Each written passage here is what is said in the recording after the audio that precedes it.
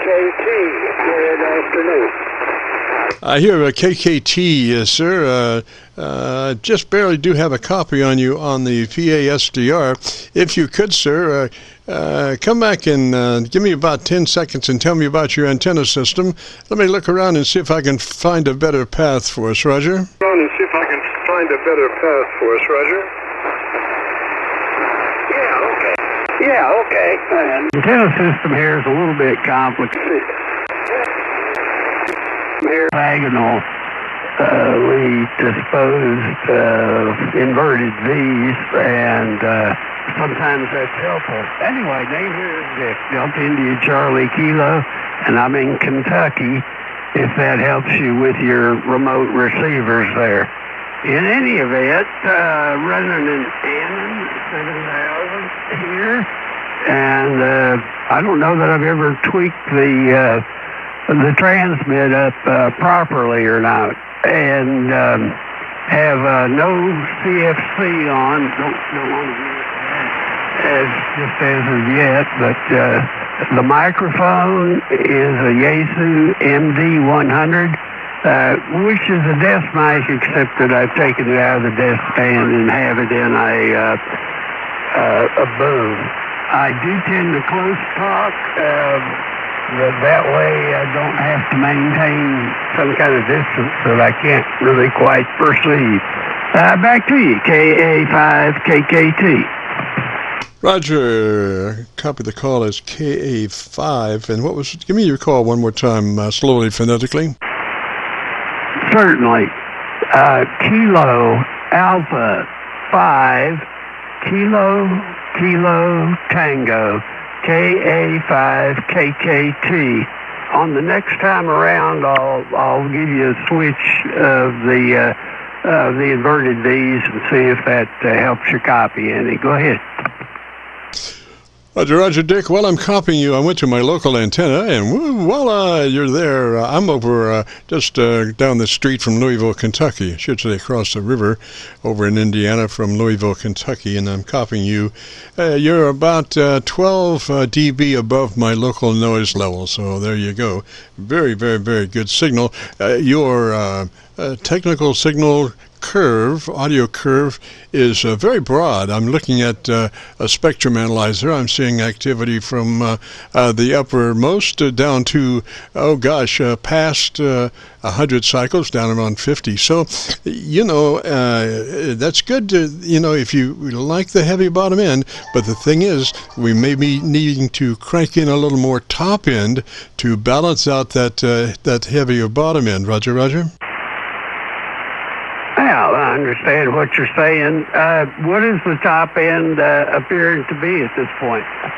Well, I tell you, my spectrum analyzer goes, there's two white marks on the upper side, right side. The first one is 1 KC, then there's a blank dark space, which is 2 KC, and the next one is 4 KC. So I'm looking at it there. What radio are you running, sir? ANON-7000, DLE Mark II. They don't make that anymore, do they? Excuse me, I had a button mashing problem over here. Please repeat. Roger, they don't make that radio anymore, do they? I don't think so. Yes, sir. So let's run through a couple of things if you would like. First thing is to be sure we're in that wide transmit bandwidth. TBW should be in the 100 to 2900 transmit bandwidth, and that should be in settings, Roger? Yeah, in settings, I show that on the front panel display. Let me get to the right place in the settings. Roger. Now, obviously that radio probably is capable of a higher frequency than 2900, but the problem is, if you do work those higher transmit bandwidths, you spill over into other people's areas, and they come knocking for you with pitchforks, and that's not a good plan either. So we suggest 100 to 2900, Roger? Yeah, I've got that, and I did go to the transmit page in the settings here and that is what I'm set at, 29 and 100. I do have some gain and gain maximum minimum and 20 dB of mic boost at this time. So that's the parameters. Roger, Dick. Well, then carrying on with our setup, we go to the our processor, and we want about 3 clicks there up. Number 3 on the compressor processor, just barely in there, but 3 on your compressor processor. Roger, on and at a 3. Yes, that's. I've got the mic set at 3 dB and the compression set at 3 dB. Alrighty. Now let's go to your ALC, and with mic gain in hand, as you say the magic word audio, you become a human test generator, and we want to adjust that ALC meter for 7 or 2/3, whichever comes first there. And you adjust your mic gain as you say the word audio to get there, Roger. Audio, and I'm showing about 60% on the ALC, if I'm understanding the metering on this correctly. Roger. Well, we want to be to the right of center on the ALC meter, Roger. Okay, so raise the mic gain level? Yes, sir. Take it on up to where you're to the right of center on your ALC. Okay, again, I'm not, I'm probably seeing the wrong thing here. I've never quite gotten a good handle on the metering on this particular rig. I think you've got it. I'm looking at your audio, monitoring 7300 output.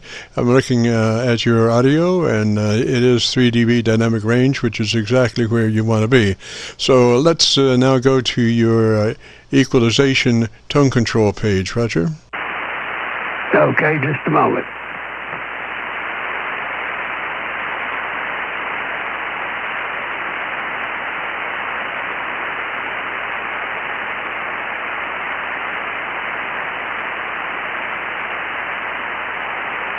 Okay, I've got that up. My equalizer, well, wait a minute. That's okay. I have to get my bearings here. Yeah, it's all set flat at 0 at this point. Roger. What kind of equalizer is that, Dick? Well, that's the equalizer built into the software. It's a 10 band or so. Yeah, it's a 3rd octave equalizer, about 8 bands. 1, 2, 3, 4, 5, 6, 7, 8, 9, 10. Okay, sounds really good. Now, is that parametric? Can you shift the frequency of those? I can. All right, so what we want to do is, for the moment, we want to be sure that everything between 400 cycles and 1.5 is flat. Everything from 400 cycles to 1.5 is flat, Roger? Yes, they're flat at this time. All right, so then we want to go, let's see, I guess where 4K would be if it were a 3rd octave equalizer. Let's see, so it's be 1KC, 2KC, 4KC. So the 4KC, we want that at 2.7 kilohertz. Roger?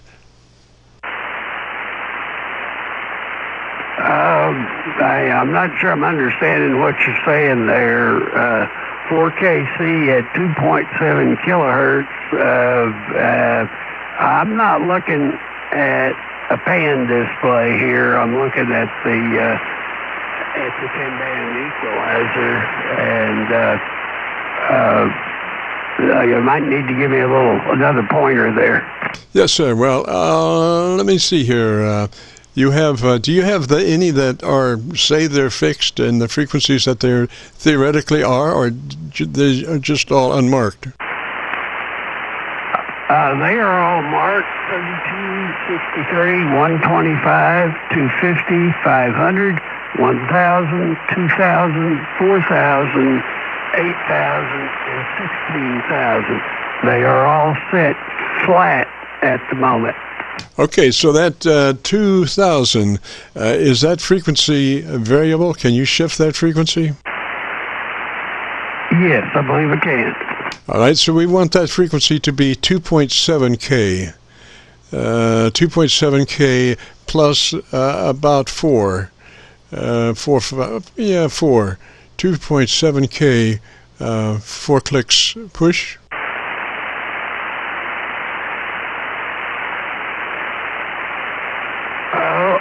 Okay, I have it set at 2,700 down.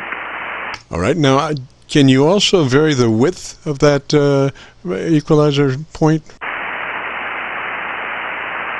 I don't think so. Maybe by going into CFC, but I'm not quite up to speed on all that yet. Yeah, so it would be on that equalizer. It would be the same place where you push or cut.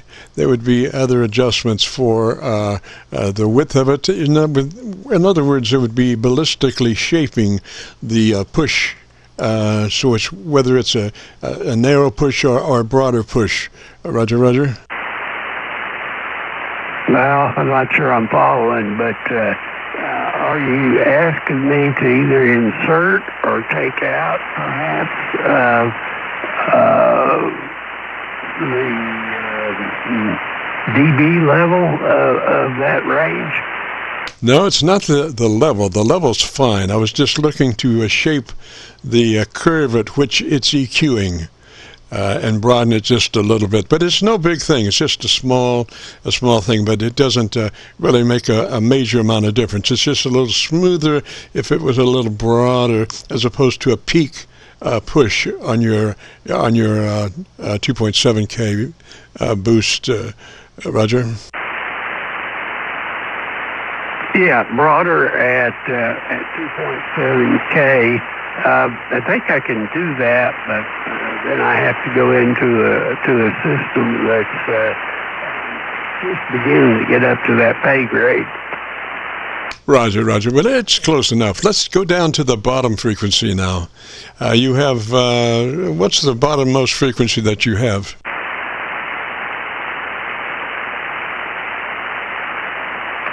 It's currently set at 32. All right.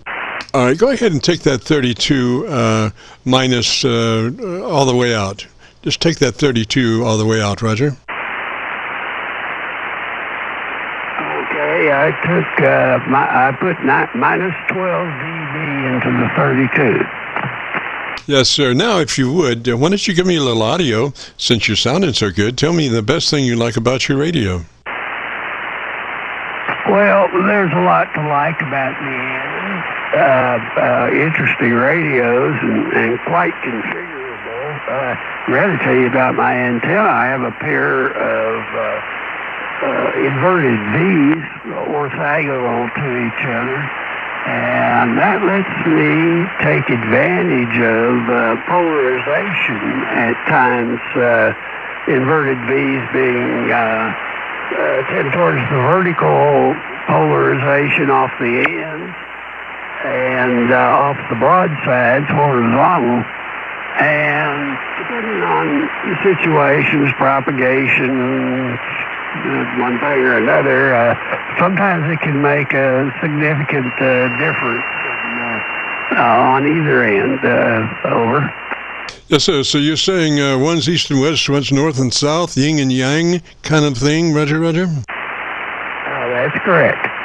Yes, sir. And sometimes you see up to 15, 20 dB difference from signals? I had somebody tell me, at least on one occasion, I think 2 S units or more. Yes, sir. That would be 6 dB. I bet you could probably get more than that. just depending on how absolute they are on target on the one antenna and off the beam on the other antenna, Roger? Yeah. You may well be right. I don't know quite how to fine tune that without introducing something else into the system. But again, if you were 45 degrees one way or the other from me, that could make a difference. Yes, sir. Well, I'm looking at your audio signal now, and it looks very nice. I'm copying the mail on you on a 7300 in its most flat position, and very light front end, so light a front end that I really can't use my S meter because I'm so light in the front end to just avoid any kind of suck up between the words. We want to capture the signal as best we can, and like I said, we do have a VU meter tied to the output so we can look and see what happens when you cease speaking. Then we're looking at noise, and it's well down around 12 dB below your voice peaks, Roger. Okay, very good. Well, I appreciate your help there. I've listened to you quite a few times, and we're not that far apart, 80 miles airline or less probably. But anyway, I appreciate it. And remind me the name on that end. Roger. Name here is Jim, Juliet, India, Mike. And again, I'm just looking at there's a spectrum analyzer on my set, and I was looking at your audio, and you still have content down to 25 cycles, but it's rolling out, so it's not getting muddy, and that's what we wanted to do, to give you a little more top end and roll out some of that bottom end. Still have a nice bottom end there, but it's just not booming, Roger. The reason for that is that Mother Nature has a tendency sometimes to remove the top end of your audio. It's called phase and cancellation, caused by Mother Nature bending part of the signal back at one point and another part of the signal back at another point, and when they come together they may be slightly out of phase. And the first thing to cancel out is the top end. And so if you're real heavy in the bottom end and your top end gets canceled, you become Mr. Mumbles, Roger? Yes, and I believe I fully understand what you're talking about there. Sometimes I'll watch signals, and more often in the evening hours, often early evening, and I'll be looking at a band, a signal, fairly well zoomed in, and I'll see kind of zebra stripes float through it in the, which I believe are sort of representative of dropouts in various segments of the audio spectrum, probably due to just what you're mentioning there. Yes, sir. It kind of sounds like kind of like that. That's phasing, Roger. Yeah, okay. I don't hear it as much as I see it on the pan display. Roger. Well, it's a lot slower than that. Usually, it's like very slow fading, but a lot of times it'll just reach that maximum fade cancellation point and just hang there forever. And there goes the neighborhood because you've just lost all your top end, Roger, for a long period of time. Yeah, okay. Well, I understand that, and appreciate your help here, Jim. There's a whole other set of controls called under the title of CFC, and I can't think of what exactly that. That has to do with, I believe, the broadness of what you were mentioning there. When we're talking about the 2700 setting, you're wondering if I could broaden that out, and I think probably I can. And by the way, I didn't mention this specifically, but when we were back on the night gain, I went from 3 dB up to 5 dB. and you seem to notice that difference. Just a small couple of tweaks we did there. Yes, sir, and I think we did a kind of a major tweak on that bottom end EQ and a nice push at 2700 on the top treble EQ, and that is a very nice place I found to EQ the top end 2700. A lot of folks, unfortunately, are married to a third octave equalizer, which goes 2KC, 4KC, 8KC, and they just skip over that 2.7. That is I found the best frequency to push or minus. Roger. Yeah. Okay. Very good. One other thing while we're at it here, that went through my mind, and I'm not sure I latched onto it. Oh yeah, there's so many of the signals you see, and typically unadjusted signals, is I guess around 1,000 or so hertz, a valley in the signal there, which is, I think, just the natural part of the voice or something. I have seen people that were able to take that out. Is that a good thing or a bad thing to mess around? I'm guessing around 1,000 hertz there. Well, what we're trying to do is get a basically flat signal as best we can, and that's why we pay particular attention. In the beginning of our setup, I mentioned the fact that we should be flat from 400 cycles to 1.5K, and that is that you want that mid-range flat. Even a bad microphone usually has a good mid-range, and the whole idea behind an equalizer is to strike a balance between the top end in the mid-range and the bottom end in the mid-range. And if you screw with the mid-range, then it's so much harder for the top and bottom to catch up, if you push that. And so much so that manufacturers like the 7300, the 7610, they don't even bother putting in a mid-range EQ control. They just have a two-position treble and bass control for equalization, because they want that mid-range to stay flat. Roger? Yeah, I understand that fully. Well, right now I'm looking at the 1,000 hertz, and I'm gonna tweak it up. Let's see, I'm gonna go up. 6 dB here at 1,000. And what did that do? Well, you kind of got a bite in the mid-range, kind of a little raspy bite in the mid-range.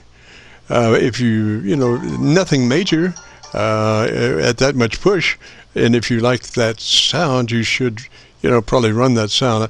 Like I say, our general setup is that we try to keep that mid-range flat, and then do a balance between the top and the bottom. Roger? Yeah, got you on that. Well, flat on the equalizer does not necessarily equal flat on what comes out of the radio, at least as observed on the pan display and whatnot. So that was what I was kind of getting at by trying that. There's so many signals, and mine included, I think. There's looks like a valley. I'm guessing around 1,000 hertz or so. So that was what I was going to. There's probably some folks on the side here that would like to get in here and speak with you, Jim. Roger. Well, we'll press on there. Dick, I appreciate you dropping by, sir, and we'll have this recording up to YouTube by noon tomorrow. If you go to YouTube and do a call letter search for Kilo Charlie 9 Victor Kilo Victor, followed by the word logbook, that'll take you to our YouTube Qso-Vlog site. This will be cut number 1 in a series of 2,800 Qso-Vlog aircheck recordings. And again, like I said, we'll have it uploaded by noon tomorrow. Roger? Okay, very good. Appreciate it. And I believe you're really performing a good service for the community. not only those that speak to you directly, but all the people that can be affected by messy transmit segments and whatnot. Thank you very much, sir.